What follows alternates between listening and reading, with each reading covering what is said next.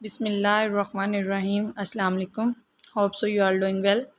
Today our lecture is related to cytoplasm.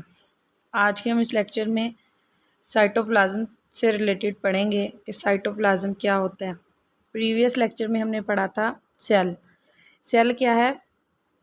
Basic unit of life. ठीक है, cell जो है वो यूनिट ऑफ लाइफ है कि हमारी जो पूरी बॉडी जो है वो सेल से मिलके बनी है। ठीक है, आज का जो हमारा टॉपिक है उसमें हमने पढ़ना है साइटोप्लाज्म। ठीक है, तो सेल के जो है वो 3 कंपोनेंट्स हमने पढ़े थे कि सेल किन किन चीज़ों पे बेस करता है। उसमें था सेल मेम्ब्रेन, साइटोप्लाज्म और न्यूक्लियस। आज का जो हमारा टॉपिक है वो है साइटोप्लाज्म के ऊपर कि साइटोप्लाज्म जो है इसका स्ट्रक्चर हमने पढ़ना है, इसमें क्या क्या चीज़ें पाई जाती हैं, इन्हें हम इन डिटेल पढ़ते हैं। अगर आप ये डायग्राम देखें तो साइटोप्लाज्म जो है बेसिकली ये सेल मेम्ब्रेन के अंदर वाला पार्ट और न्यूक्लियस के आउटर मेम्ब्रेन, मतलब न्यूक्लियस की जो मेम्ब्रेन है उससे बाहर वाला पार्ट जो है उसे हम क्या कहते हैं, वो साइटोप्लाज्म है।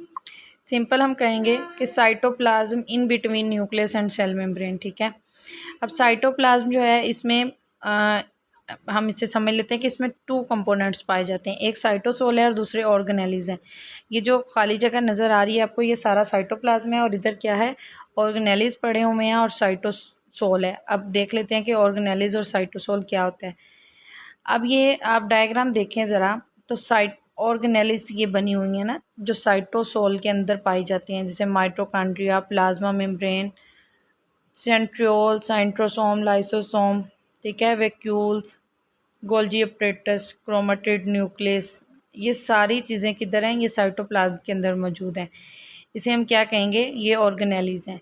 और जो खाली जगह इधर पाई जा रही है जो हमें नज़र आ रही है उसे हम क्या कहेंगे, साइटोसोल है वो। तो बेसिकली साइटोप्लाज्म जो है वो 2 कंपोनेंट्स पर बेस कर रहा होता है, एक ऑर्गेनेलिस पर और एक साइटोसोल पर।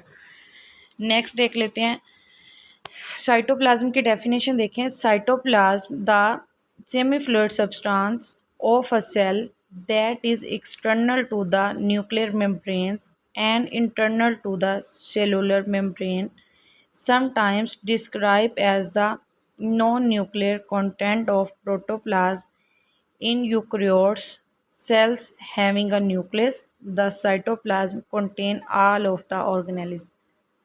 इसमें यह बताया गया कि साइटोप्लाज्म जो है ये सेमी फ्लूइड सब्सटेंस है। ठीक है, अब इसमें क्या है कि इसके अंदर डिफरेंट किस्म की जो है वो ऑर्गेनेलिस पाई जाती हैं और फ्लूइड पाया जाता है जिसे हमने साइटोसोल का नेम दिया है।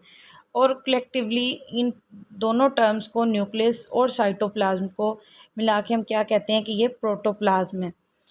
अब ये देखें, यूकरियोट्स की इधर टर्म यूज़ हुई है, तो यूकरियोट्स मींस कि सेल के 2 टाइप्स है ना, प्रोकरियोट्स और यूकरियोट्स हमने पढ़ा था अगर आपको याद हो।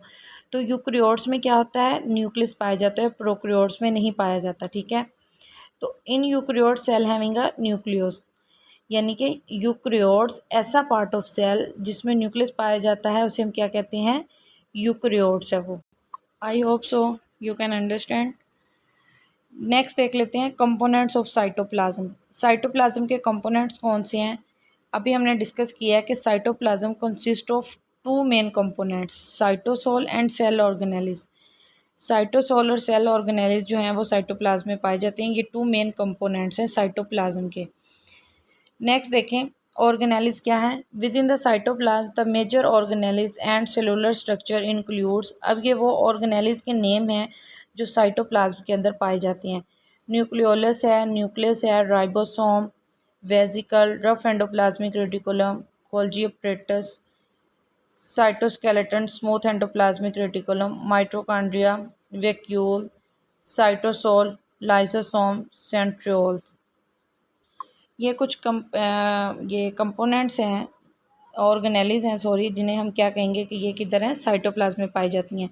और उसके अलावा फ्लूइड लाइक मटेरियल पाया जाता है साइटोप्लाज्म के अंदर, उसे हम क्या कहेंगे, वो साइटोसोल है। नेक्स्ट देख लेते हैं कि फंक्शन क्या है, साइटोप्लाज्म का फंक्शन क्या है। Its function is to transport, ये ट्रांसपोर्ट का काम करते हैं, maintain cell shape and structure, cell का जो स्ट्रक्चर है और शेप है उसे मेंटेन करते हैं, प्रोटेक्ट करते हैं, स्टोर करते हैं micro molecules, store micro molecules. ठीक है, जो बड़े मालिक्यूल्स होते हैं उन्हें क्या करते हैं, स्टोर करते हैं। Act as the host of metabolic process, और मेटाबॉलिक प्रोसेस में भी क्या ये अपना as a host role play कर रहे होते हैं। ठीक है, तो इसके फंक्शन आप मेमोराइज कर लें।